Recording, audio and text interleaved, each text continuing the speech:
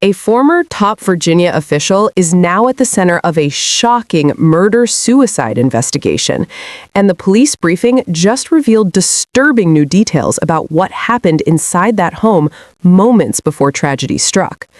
What they said about the timeline, the children in the house, and the divorce pressure changes everything you think you know. Hey guys, yeah, Chief Kevin Davis has just walked up to the microphone and he's ready to give us an update. So let's go.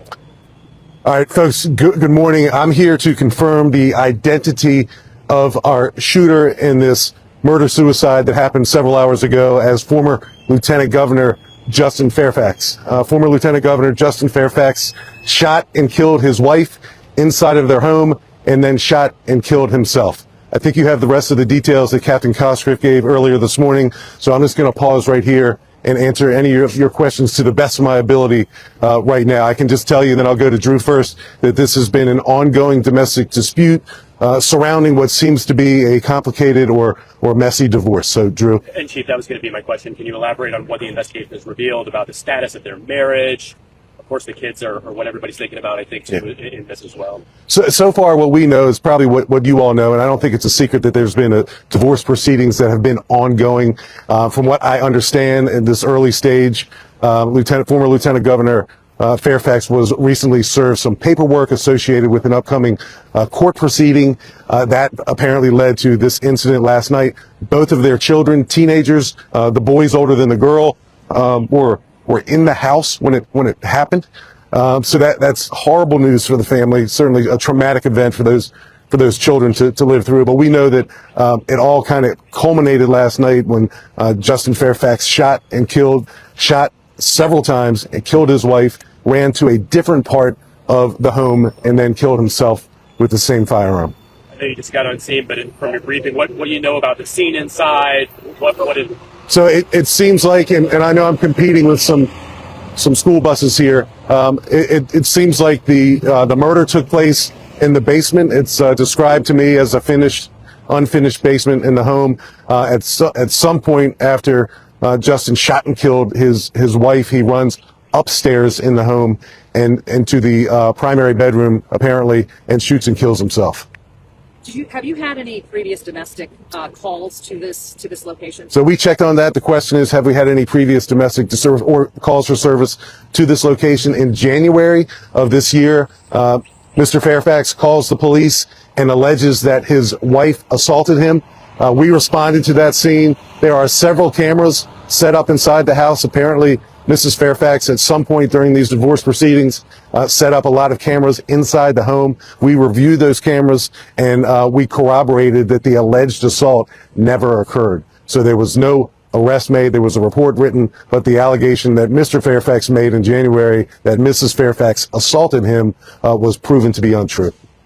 Does the nature of who's involved here, like how does that play into it? Well, certainly this is a high-profile family. At one point in time, I think it's fair to say that Justin Fairfax, before he was lieutenant governor, while he served as lieutenant governor, and even afterwards, was a rising star politically, not just in Northern Virginia, but in Virginia. So it's high-profile in nature. It's tragic in nature. Certainly a fall from grace for a relatively high-profile family that seemingly had a lot of things going in their favor. So tragic for the children to lose both parents.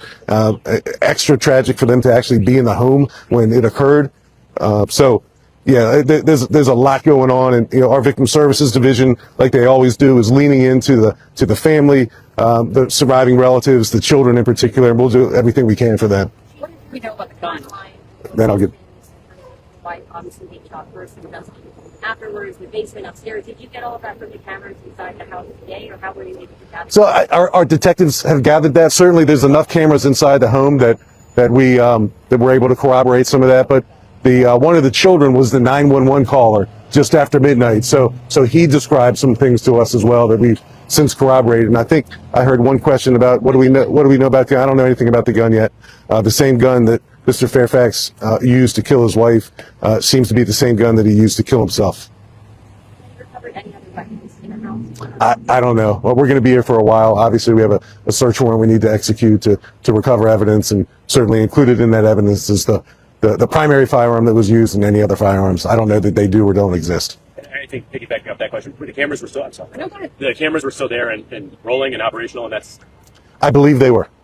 I believe they were. Okay, so he had set up the cameras, and well, we don't know who set up the cameras. She. She set up the cameras in the house. Yes. To clarify, and then he alleged that she assaulted him.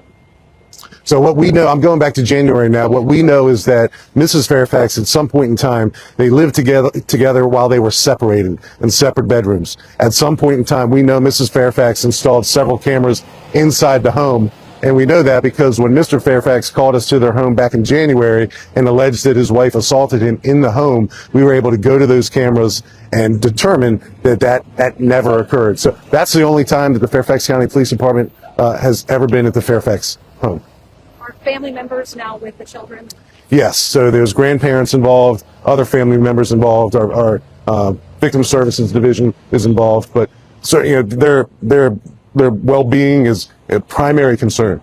What's the situation with their divorce proceedings, if you notice, that they were continuing to live together in this home, just in separate areas of the home, or did someone return to the home and live together? Yeah, I don't want to go too far down the rabbit hole. I know that they were separated living together. I know that there are divorce proceedings that are underway and court appearances that are scheduled and pending in the very near future.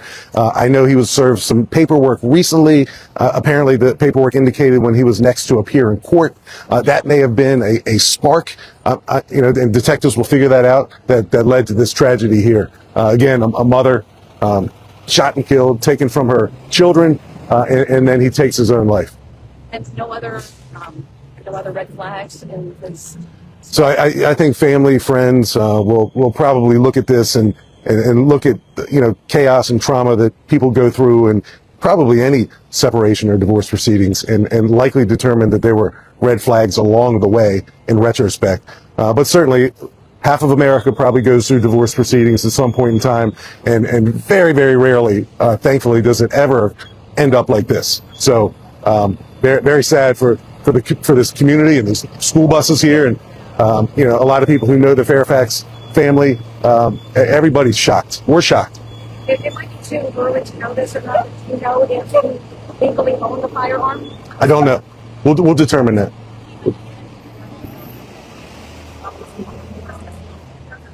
Led to early morning proceeding here. Was there a fight inside that we know of? Yeah. The only thing I'm going to surmise before I get myself in trouble with detectives is that we know that recently Mr. Fairfax was served some type of paperwork indicating when he was scheduled to next appear in court for the ongoing divorce proceedings. So I guess that is something that we're looking at as something that may have led to whatever happened last night that led to the murder of a mother and a wife and a suicide. Under investigation. Obviously, we have two teenage children who are in the house, but our main concern is for their well-being right now. They are interacting with us, and certainly the son was the one who called 911 during a very chaotic situation, and I can only imagine. Do you know if he was still holding some kind of public position, or what his employment was at this time? I know Mr. Fairfax is or was an attorney. I know he returned to practice law after he served as lieutenant governor for Virginia. I otherwise don't know exactly what he was doing with his employment or his law practice. And this was around midnight? Just after midnight, just a few minutes after midnight. Did the 911 call come after Mr. Fairfax shot himself, or was there a window in there? If there was a window, Drew, it was a very short window. So I think it all kind of happened at once. Obviously, the wife is shot and killed before Mr. Fairfax takes his own life. I think it was all at once. There wasn't a pause. There was never a moment where someone was holed up in a room or cops were here, and it all happened pretty spontaneously. What was the resolution of his false claim against his wife? Did that just kind of end? Was he cited for making a false report? Or? No, he wasn't. There's a high bar to charge someone with making a false report. But our police officers, patrol officers investigated. They were able to corroborate that it didn't occur back in January, so no files or charges, but a police report was written. Were there any questions of mental health issues, or were you testing, after for the body for forensics, like drugs or anything like that? Yeah, I don't know about mental health or behavioral crisis. I do know, and I'm sorry to compete with the noise, that the family was going through seemingly a very tough time with the separation, with the divorce, etc. I can only imagine the stress that the parents felt, the kids felt, and the other family members as well. Yes, Serena Fairfax is our victim. Mrs. Fairfax was a dentist. Mr. Fairfax, obviously, the former lieutenant governor and a lawyer, and 2 teenage children in high school.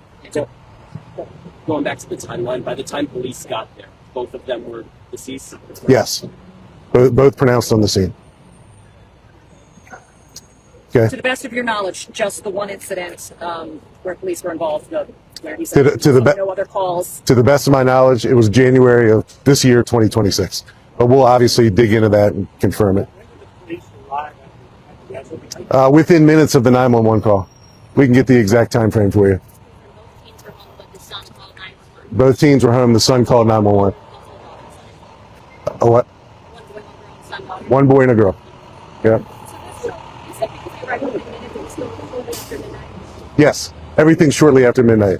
And folks, that's all I got. It's kind of one of my practices never to say no more questions. So I'm not saying no more questions, but that's all I have right now. When we get more information, we'll be sure to share it with you. But right now, the focus is on the crime scene investigation and the kids. Thank you all. Thank you. A shocking police briefing has revealed new details in the tragic case involving former Virginia Lieutenant Governor Justin Fairfax, where authorities confirmed a murder-suicide inside the family home during an ongoing and highly stressful divorce process.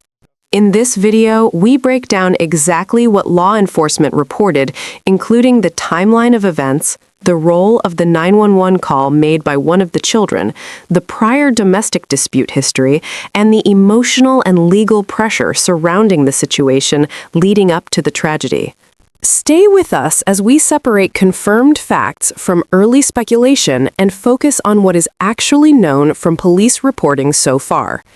If you value clear, grounded political and social breakdowns that go beyond surface-level reporting, make sure to subscribe to Believe Voice and stay connected for more in-depth analysis.